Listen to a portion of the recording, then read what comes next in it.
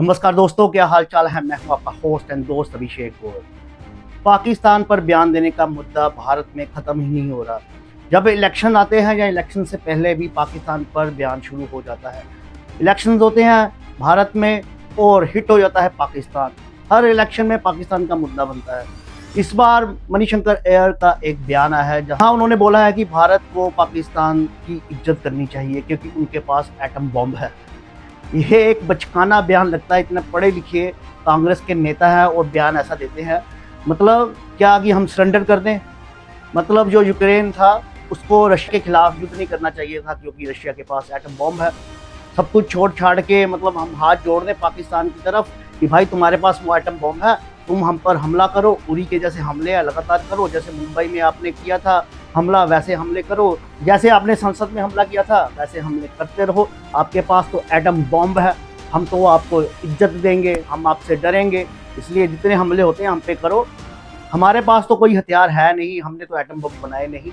ये कांग्रेस वाले भूल क्यों जाते हैं कि जितने भी जंगें हुई हैं 1999 को छोड़ के वो सारे ही कांग्रेस के टाइम ही हुई हैं पाकिस्तान के साथ।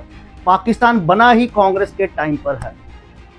1948 की वॉर ले लो, कश्मीर का मुद्दा ले लो, 1971 की वॉर ले लो, 1965 की वॉर ले लो, 1984 की वॉर ले लो, जो सियाचिन जो भारत ने कब्जाया था। आर्मी को हैट्स ऑफ है ये सब वॉर्स लड़ने के लिए। पर जितनी भी वॉर्स हुई तब कांग्रेस की ही सरकार इंडिया में थी और कांग्रेस वाले ही तब पाकिस्तान को गाली देते थे। आज वही कांग्रेसी ये सब भूलकर पाकिस्तान की तारीफ के पुलिंदे बांधते हैं, पाकिस्तान की जय जयकार करते हैं।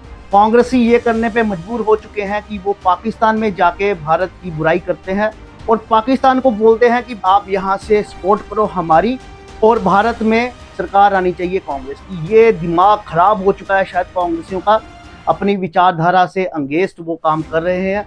ऐसी बातें नहीं करनी चाहिए। आपने इलेक्शन लड़ने हैं तो इलेक्शन लड़िए। पाकिस्तान की तारीफ करने की या फिर ये मुद्दे जो आप भारत के अंगेस्ट करते हो इससे आपकी इमेज को क्या फ़र्क पड़ता है मुझे समझ नहीं आता। ये राहुल गांधी को सिखाने वाला या कांग्रेस पार्टी को सिखाने वाले कौन है। मोदी के खिलाफ जाने का मतलब ये नहीं है कि आप भारत के खिलाफ हो जाओ।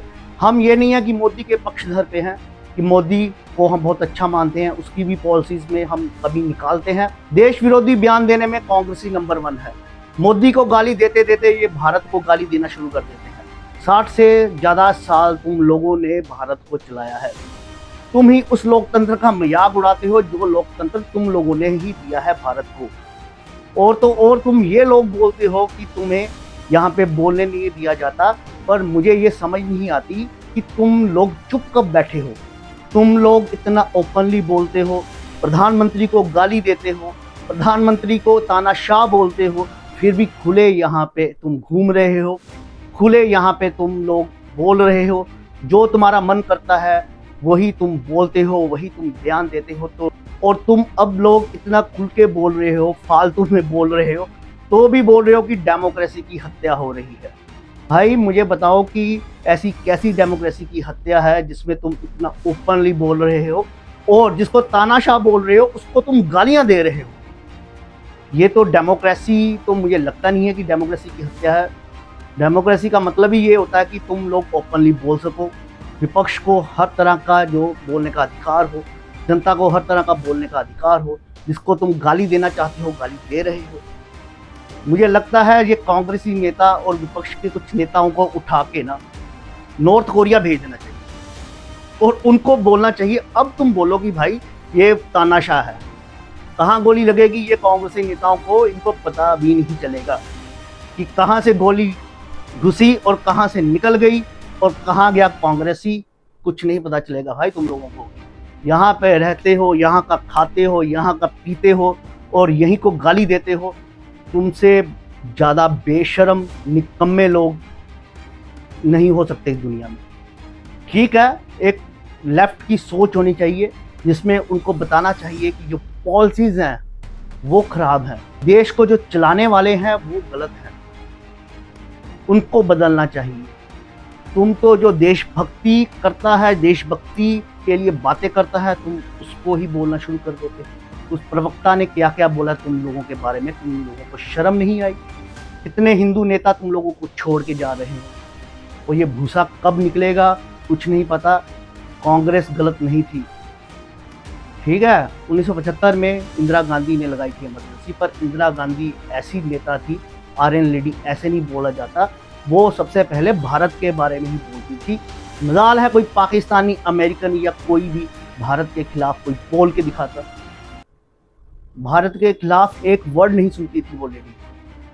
नेहरू को जितना मर्जी बुरा कह ले बीजेपी, पर नेहरू भारत के खिलाफ बोलने वालों को चुप करा देते थे। पाकिस्तान से ये हेल्प ले रही है कि पाकिस्तान में जाकर पाकिस्तानियों को बोल रही है हमारी सरकार बना दो भाई, वहाँ पे क्यों भाई वो वोट देने आएंगे यहाँ पे, या अपने आतंकवादी भेजेंगे यहाँ पे। जो मेरे जज्बात थे, अब मुझे कोई कहे खराब, चाहे कोई कहे गलत, तो आई एम रॉन्ग, पर भारत के खिलाफ हम नहीं बात सुन सकते। वो पहले का टाइम गया जब पिछले चुनाव में कही बातें अगले चुनाव में लोग भूल जाते थे। अब तो भाई 50-50 साल पुरानी वीडियोस भी सोशल मीडिया पर है, हर बात की वेरिफिकेशन सोशल मीडिया पर होती है। और तुम ये मत सोचो कि तुम्हारी कभी सरकार बन जाएगी भारत में, ये पहली वाली कांग्रेस नहीं है। जब कांग्रेस में इंदिरा गांधी थी, जब कांग्रेस में राजीव गांधी थे, हो सकता है उन पे कोई ब्लेम आते हो, पर वो देशद्रोही नहीं थे। आज की वीडियो मैं यही समाप्त करता हूँ। धन्यवाद। आपका होस्ट एंड दोस्त अभिषेक।